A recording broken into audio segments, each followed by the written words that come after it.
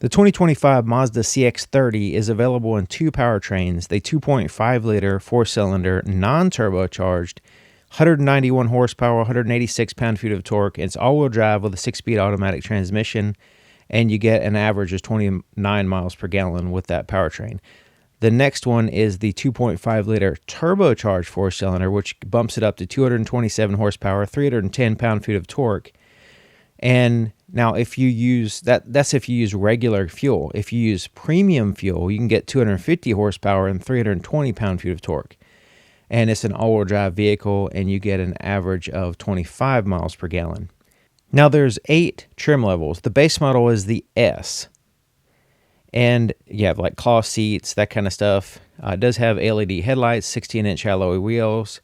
It's more on the basic level. It does have the Apple CarPlay, Android Auto, 6 speakers, 8.8-inch display, that kind of stuff.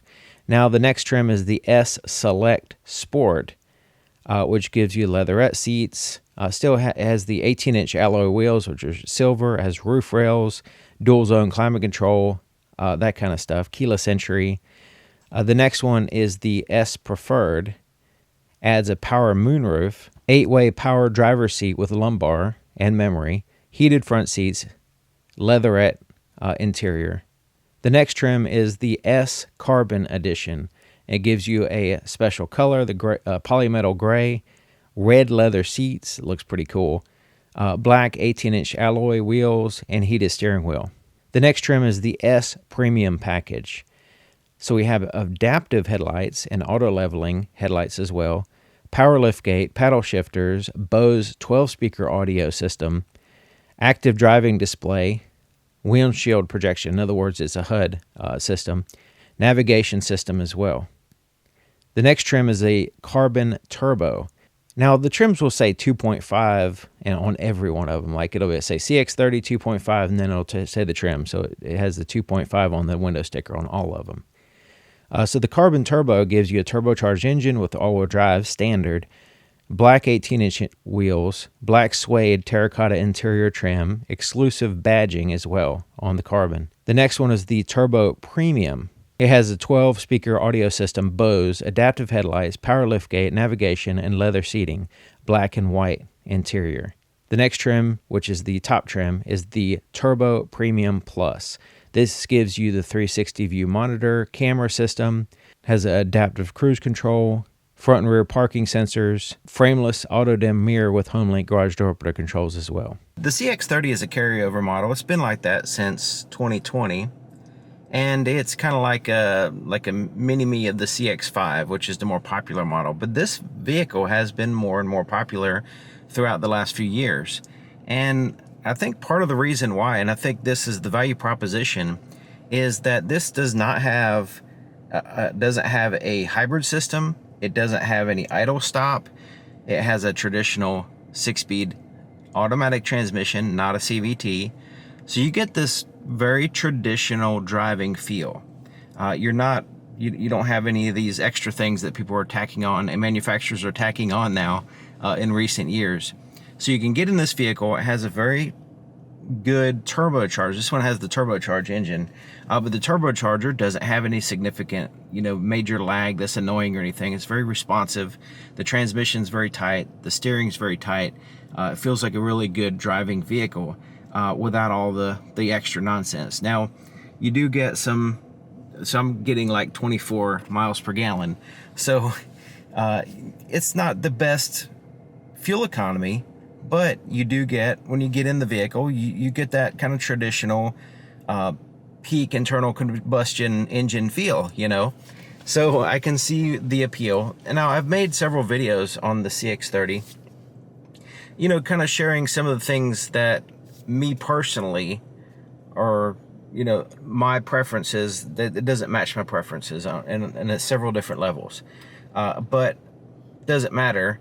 But the main thing is that if you are fine with this vehicle, like just a few things like the cup holders being over here and stuff like that, the way the screen is laid out here, the heads-up display is very small and almost it's okay, but it's not great. The screen over here is actually looking pretty good as far as the clarity and everything. It's just the position of it and all that stuff. Some people might not have a problem, like I said. The climate control is... The original CX-30 I drove had some issues with the active grille shutter staying closed even when the air conditioner's on and it's like hot in the vehicle. So this one, it doesn't feel as cold as... Sometimes it's a little bit too hot, but it's not as bad as that other one, you know. So that other vehicle must have just had a problem or something. And also, like on some Mazdas, these buttons right here are like chrome, similar to this, and they're kind of hard to see when the sun's shining on them. So now they're black. So this looks good. This is all good. And also the seat is fairly comfortable as well. So I had some issues with some other Mazdas, the seat comfort. This one's actually pretty good. I hadn't had any problem with it. The legroom is fine. You know, there's no real obstructions like some other vehicles, other Mazdas I've experienced. So yeah, this is it's one of those type of vehicles that if the price is right for you, and so like this one is kind of on the higher end. This is $38,000. But, you know, the price, of course, you can get the lower trims. But, you know, if the price, I would definitely take it for a test drive if you want a traditional feel. If you don't want a hybrid, you don't want a CVT, and you don't want a vehicle with idle stop. Because that's another annoyance that, you know, just most people do not like, and including me. So there's not a button that you have to turn off. It just doesn't have that feature. You just want to get in, you have a traditional shifter, you have just a tight, annoyance-free, other than some of the beeping going on, which is not as bad as other Mazdas. But other than that, it's just a relatively pleasant drive and, you know, traditional feel. So I think that's going to be the value proposition for this vehicle. It's not the biggest vehicle in the world. It's not the, you know, it is practical though. Like if you don't have like a bunch of people in the back seat all the time, then, and even if you do, as long as you're not very tall, like me, I got the seat like way far back, so it really diminishes the back seat room.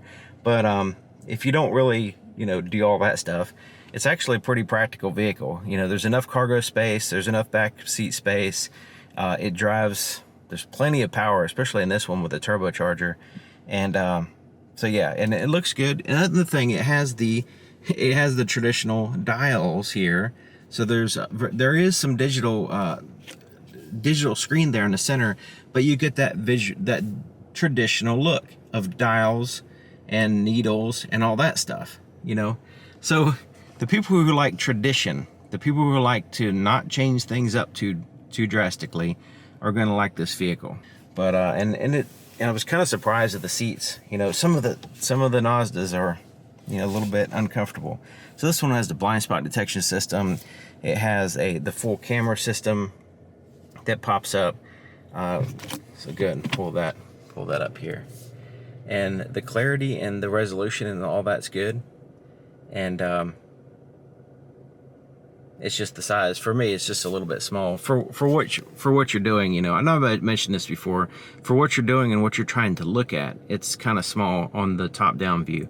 The backup view is fine. It works. You know, but you see where the position of the lens is.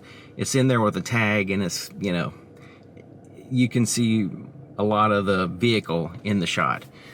So yeah, there's a few things that as a design element I would change, you know.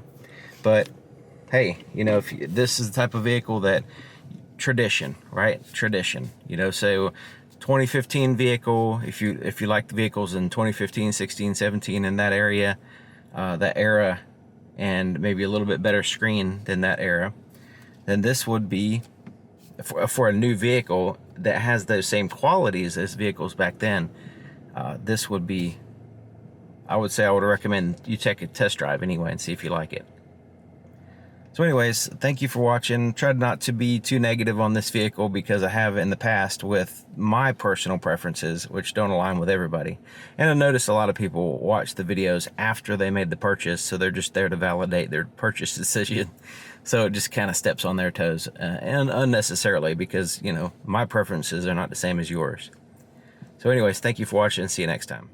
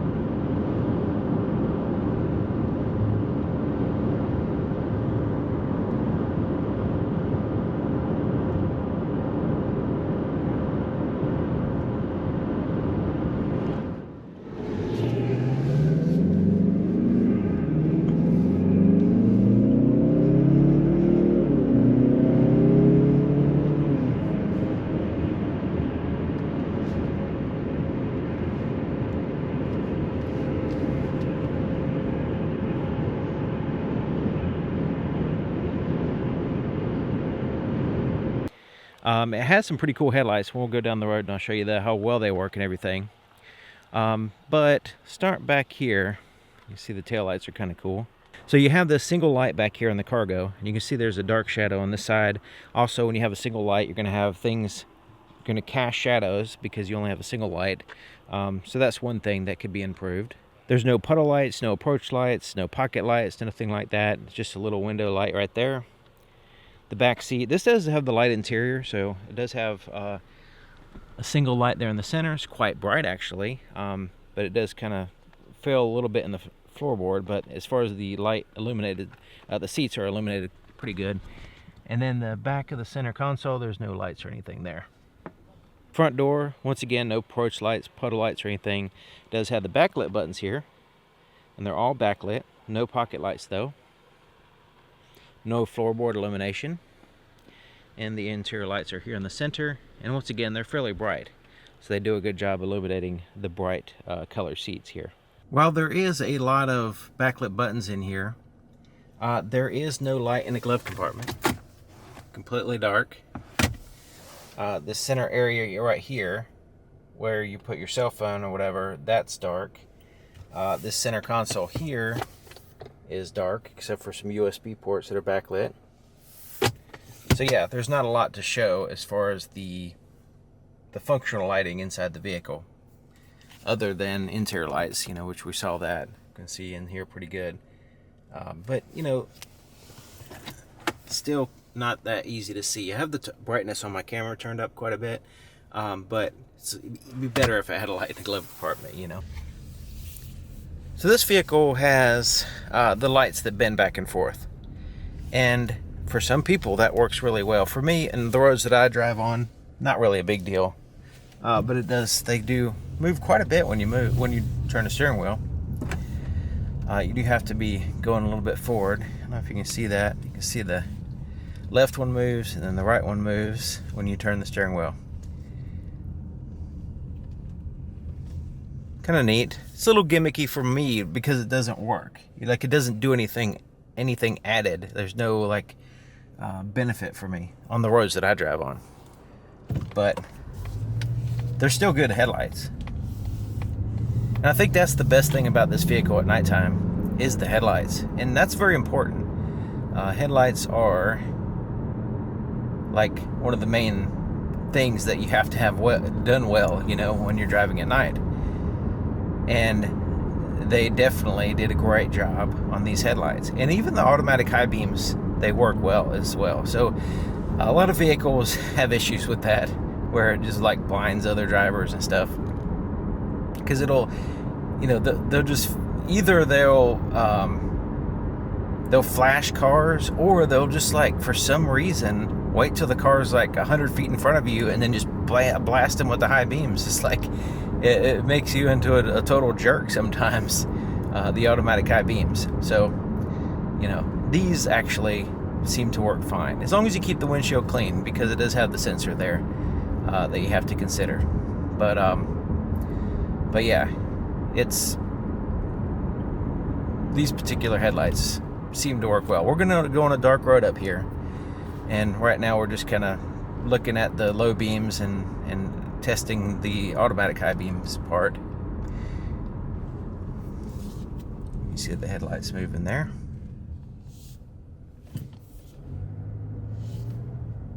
And you see the cutoff is below the windshield, or the glass on that vehicle.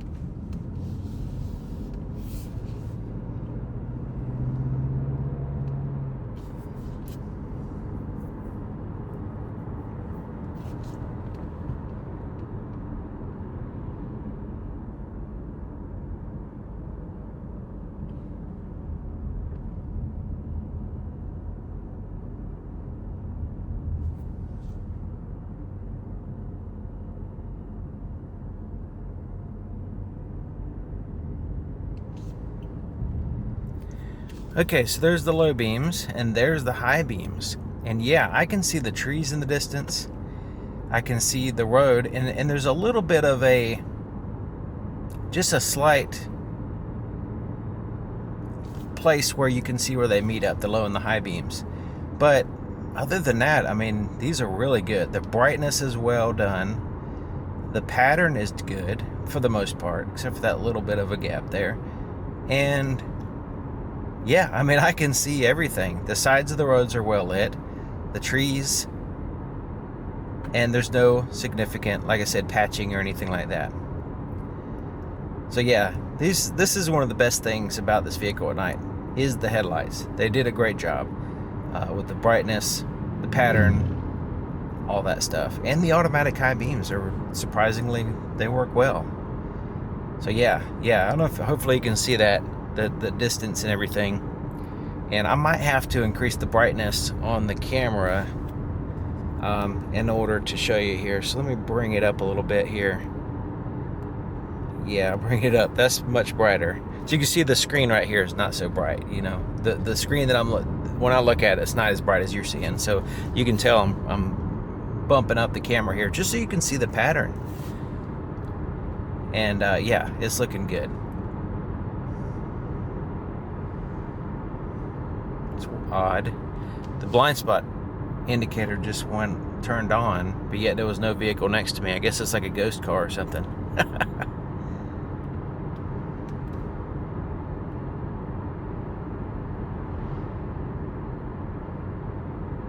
See if it does it again.